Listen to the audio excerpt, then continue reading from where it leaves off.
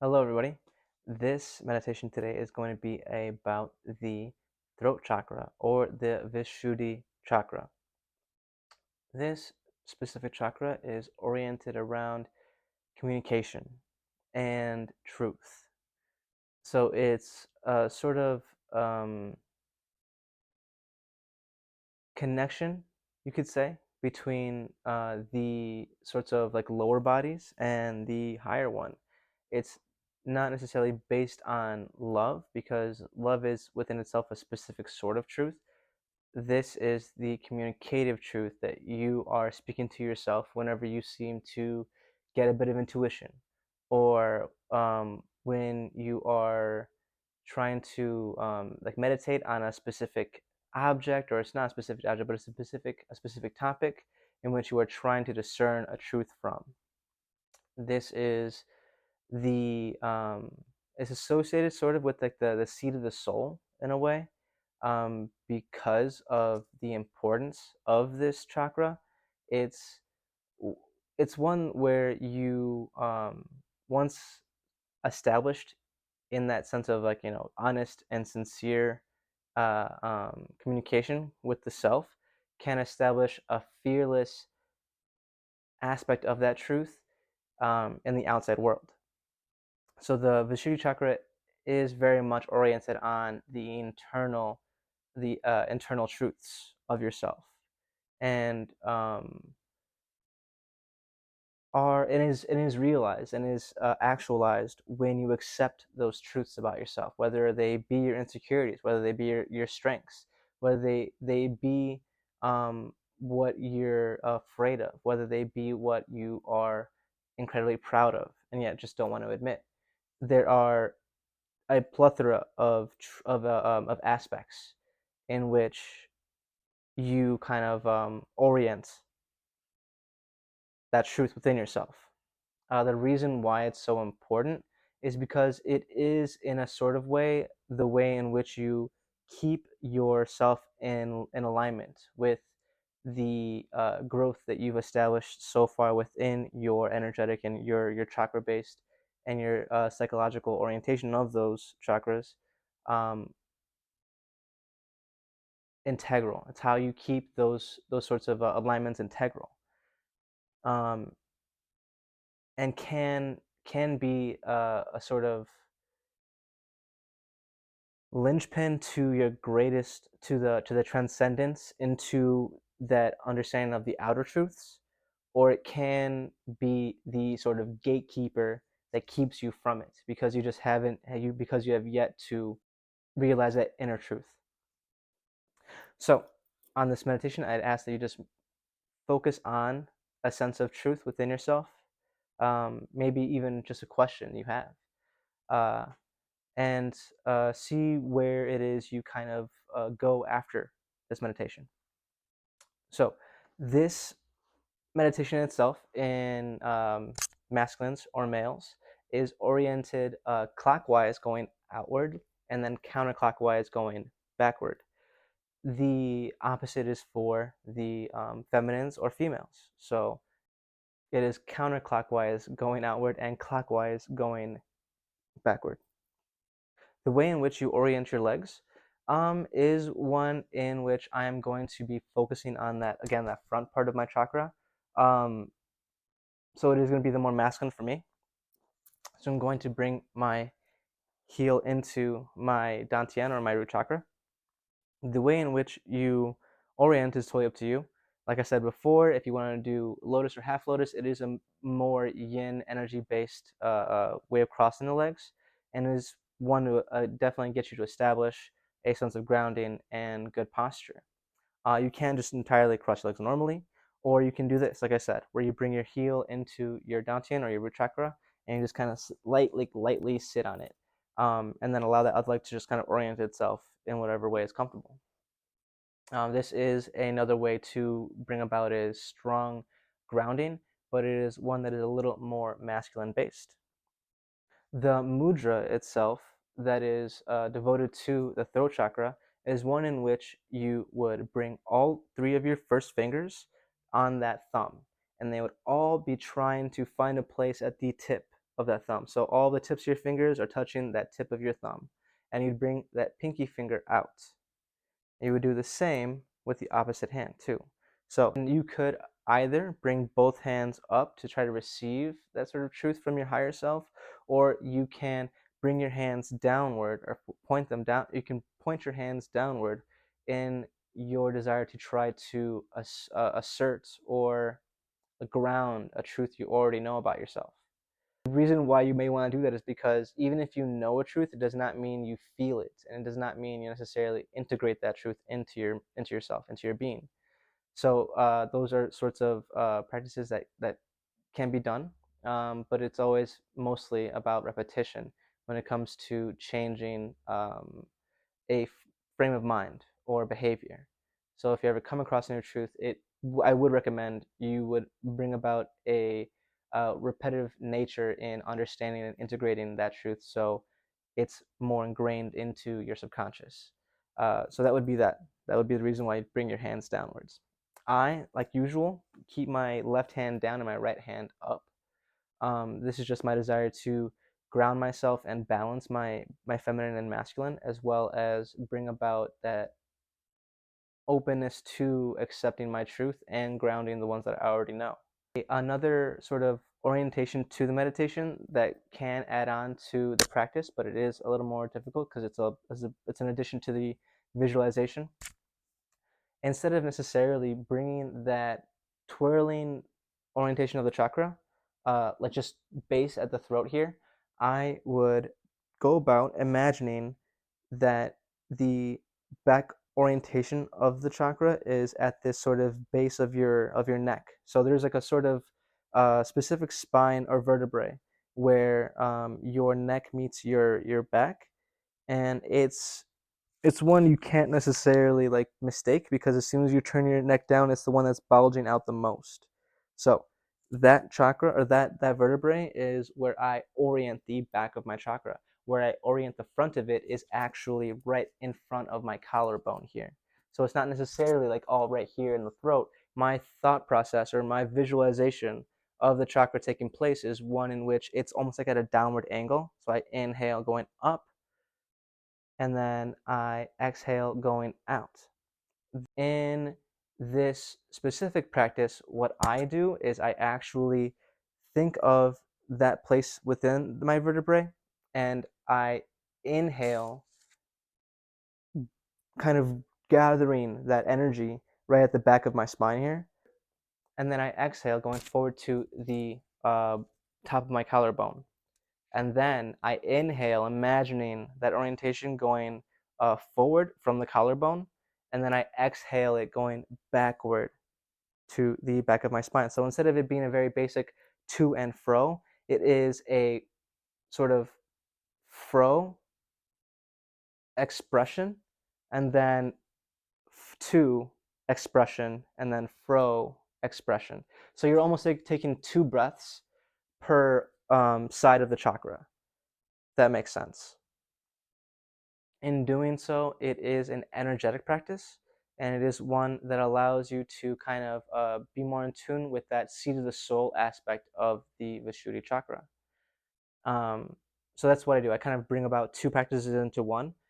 This orientation in this addition to the meditation is entirely up to you if you want to focus on that. It's a little awkward. I'm not sure I really explained it all that well, but like I said, you would inhale, breathing into that chakra, and then you'd exhale, breathing forward, focusing on the collarbone now, and then you'd inhale, focusing on the collarbone, and then you'd exhale, focusing on the vertebrae.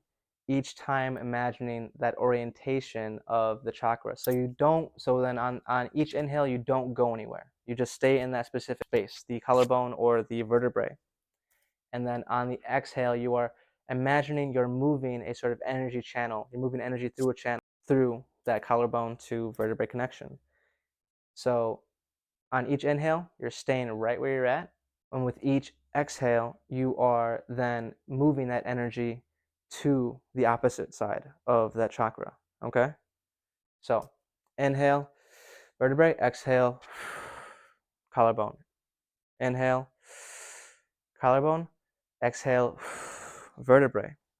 And on those orientations, I'm still imagining that direction of the chakra moving in the way that I'm forcing that energy. So you can kind of ignore the orientation of the chakra on the inhales, but what I do is I still imagine that orientation going in that direction. So even if so let's say I'm breathing in and I focus on that back vertebrae. I then allow that inhale to be the orientation of my chakra going backwards. And then on the exhale, I imagine that orientation of my chakra going clockwise. And then on the inhale again, I still imagine my chakra going forward on that inhale. And then on the exhale, I'm moving that energy backwards, and I am imagining it going counterclockwise, going backwards. And then inhale, continue that backwards flow on the inhale. And then exhale, moving that energy forward to the front of the collarbone, going clockwise. And then inhale, clockwise, exhale, counterclockwise. Inhale, counterclockwise. So you're taking two of the same sort of orientations with each breath. Okay? I hope I explained that well enough. The mantra itself is usually VAM, V-A-M, and the association is to the deity Saraswati. So this deity is the goddess in Hindu religion, the deity of wisdom. She has a mythological orientation to it, and it's one that I'm just not going to get into, but that would be that normal sort of vibrational practice. The one in which we're going to go about is VUM, V-U-M, and has no orientation religiously. The chakra itself is a light blue lotus and is one that has, I think, around 16 to 14 petals. The symbol itself is a little tricky to try to show you. So, right, like usual, I will have that visual up, and the inside symbol is just an upside down triangle. The mantra itself will go like the previous mantras before in the previous meditation videos. It will go like Vam Om Aim Hrim Shrim Sri Matre Namaha Vam. Okay? I think I've spoken enough, said enough. We will now move on to the meditation. On the inhales, we're going to mouth Vam. And on the exhales, we are just going to carry on that mantra. Okay?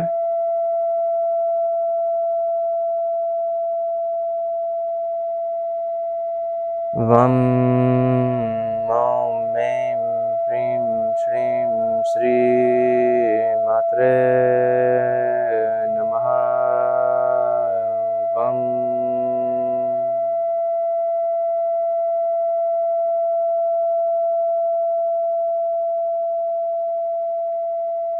Vam Om Aim Hrim Shrim Sri Matre Namaha Vam.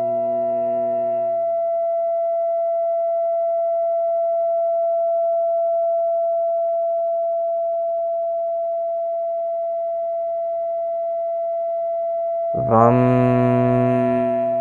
Om Aim Hrim Shrim Sri Matre Namaha Vam.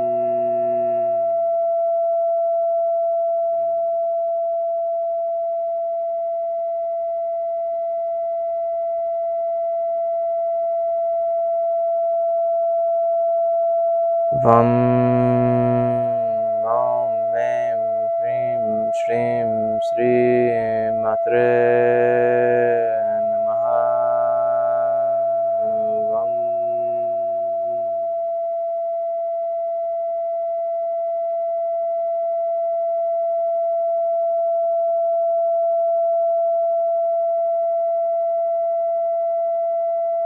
Vam Om Mem Hrim Shrim Sri Matre Namaha. Vam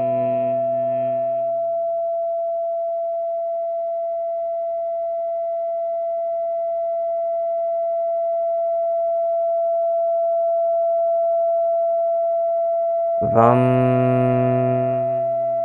Om Mem Hrim Shrim Sri Matre Namaha. Vam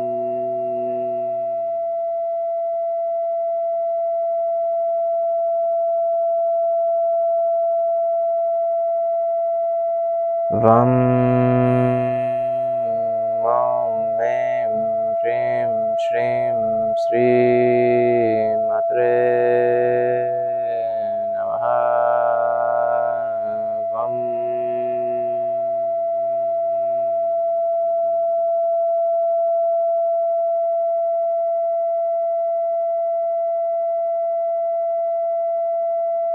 Vam Om Mem Hrim Shrim Sri Matre Namaha.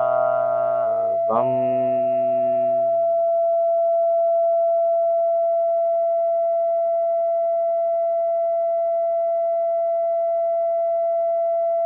Vam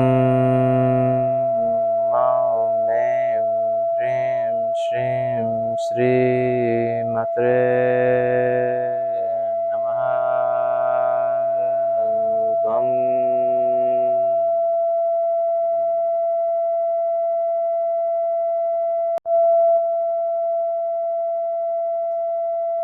Vam Om Mem Hrim Shrim Sri Matre Namaha. Vam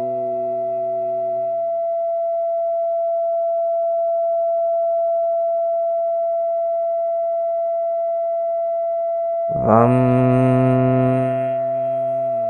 Om Mem Hrim Shrim Sri Matre Namaha. Vam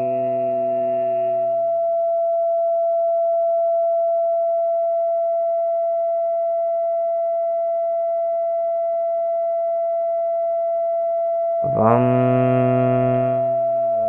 Om Mem Hrim Shrim Sri Matre Namaha.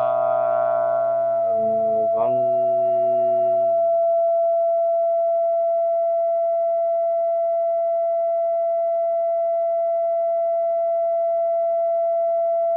Vam Om Mem Hrim Shrim Sri Matre Namaha. Vam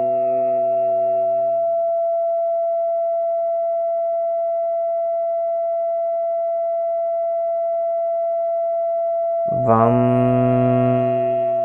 Om Mem Hrim Shrim Sri Matre Namaha. Vam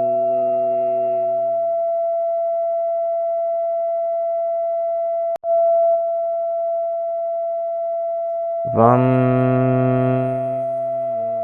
Om Mem Hrim Shrim Sri Matre Namaha.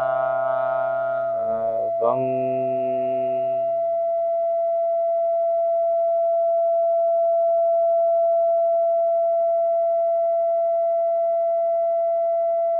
Vam Om Mem Hrim Shrim Sri Matre Namaha.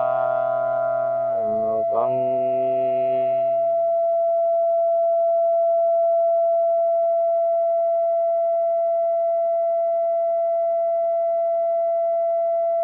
Vam Om Mem Hrim Shrim Sri Matre Namaha. Vam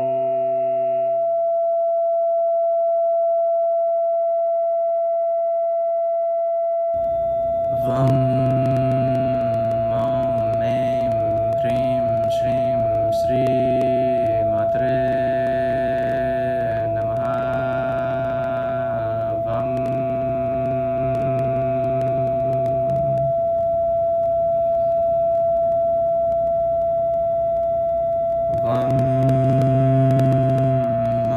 Mem Hrim Shrim Sri Matre Namah Vam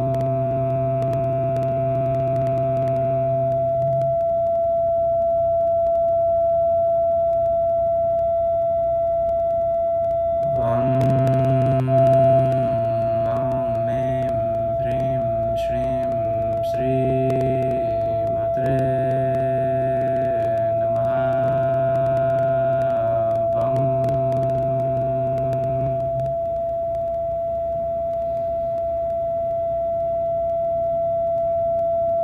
Vam Mem Hrim Shrim Sri Matre Namah Vam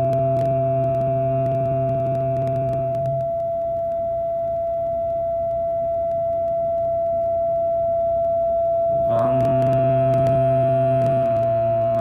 Mem Hrim Shrim Sri Matre Namah Vam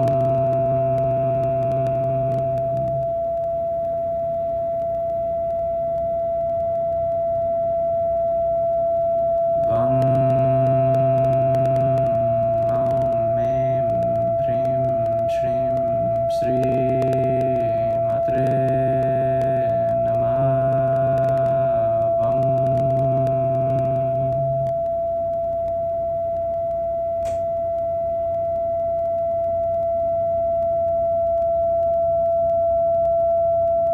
Vam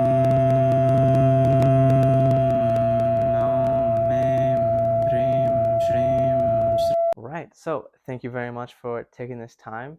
I appreciate you following through on the mantra for as long as you did. Um, the like I said, the orientation in which you want to carry this sort of like this chakra into your everyday life is one in which you speak your truth. So it's one in which you've already aligned to this truth within yourself. You've decided to set up boundaries about this truth, around this truth. You are someone that has taken action to speak this truth when it was in doubt. You have become at peace with others not accepting this truth, despite it being something you hold very near and dear. And it is a truth that you have found worth loving and bringing into your everyday life.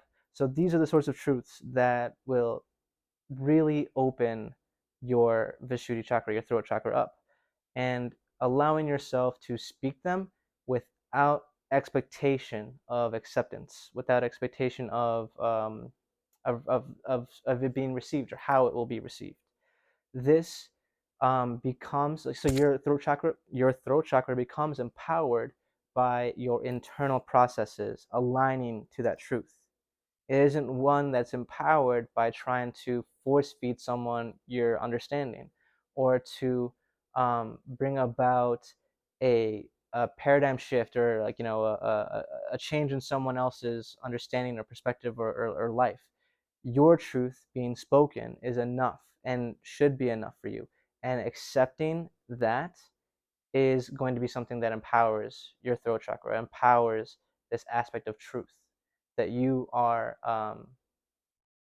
shimmering, that you are vibrating into the universe.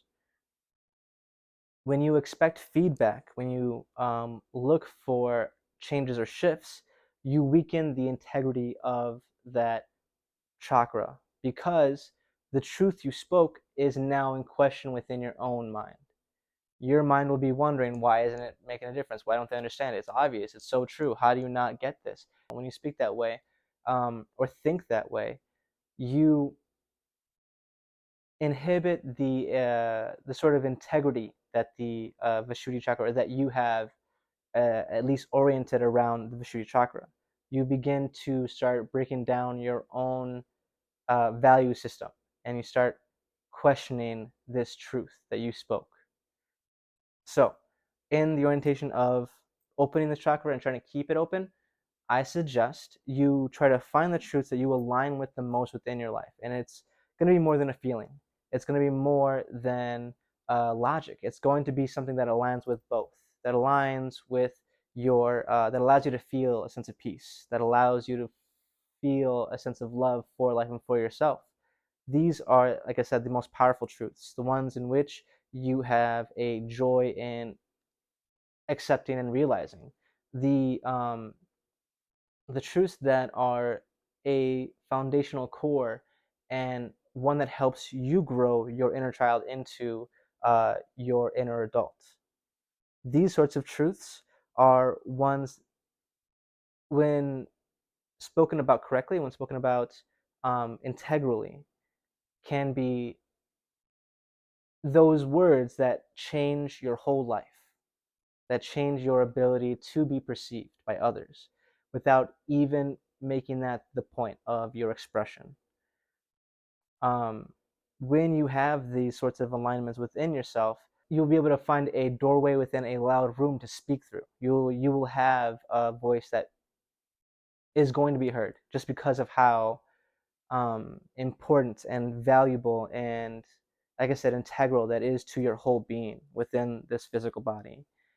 And it's going to be one that will make waves in the world. But that action isn't one that takes place when you look for it. Okay? So, like I said, when you speak your truth, do not expect it to be accepted by anyone else. It is your truth. That is the point of the Vishuddhi Chakra, is to communicate that higher sense of self into, and the higher sense of self and its values, its understandings, philosophies, beliefs into this physical form and integrate it into the rest of your chakras and into the rest of your being. In doing so, you, like I said, become more attuned with yourself, more aligned with, and you allow your physical form to become more aligned with your higher self, because you are now looking for those integral parts of yourself, those parts of you that were always there. Because, and even if they were hidden, even if those truths were broken or damaged or hurt, or if those truths were just buried, when you really dig into yourself and speak those truths, you will find yourself in alignment with your higher self and can restore those truths despite the circumstances that um, buried them or damaged you because of them.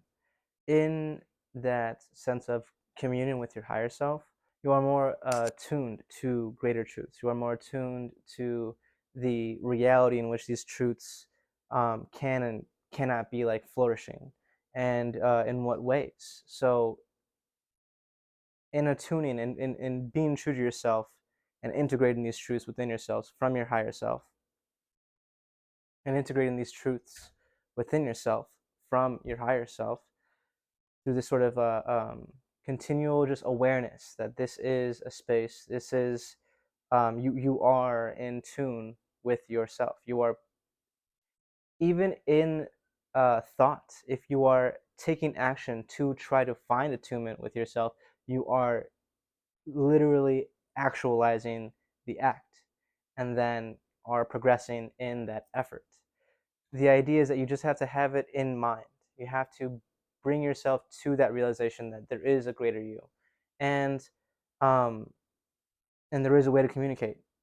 There is a way to understand your higher self and to be more aware and become more self-dependent. And then, in those moments in life when you are just full of questions, and you are possibly in you're cornered and are in the need of making a hard decision in life, you can attune yourself to that realization. You can realign to your higher self through consistent practice, and then make those decisions from a place of wisdom, from a place of a sort of detachment, a sort of healthy detachment, so that you do not get weighed down by the human condition that you find yourself in, whether that be like in a hardship, or great loss, or just an incredibly difficult ultimatum. um, these are just parts of life, and the way in which you go about it makes all the difference. So being true to yourself really allows you not only to make those shifts around you, greater, those desires into manifestations, but they can also allow you to choose the path that is actually best for you. Because in all honesty, with everyone living life they do, no one really has the answer. They only have it in hindsight, and that's just what's called wisdom. So if you don't have that option of, calling in a friend, you can definitely still call in yourself.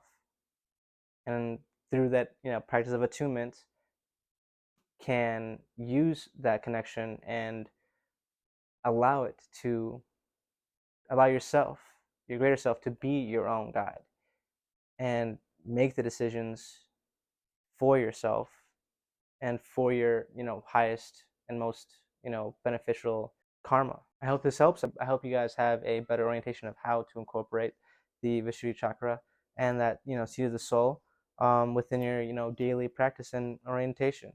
Like I said, just the thought of trying to connect to this, greater you is in effect an actualization of that act. You're already acting on that desire, and the desire is already being fulfilled because you are currently doing it.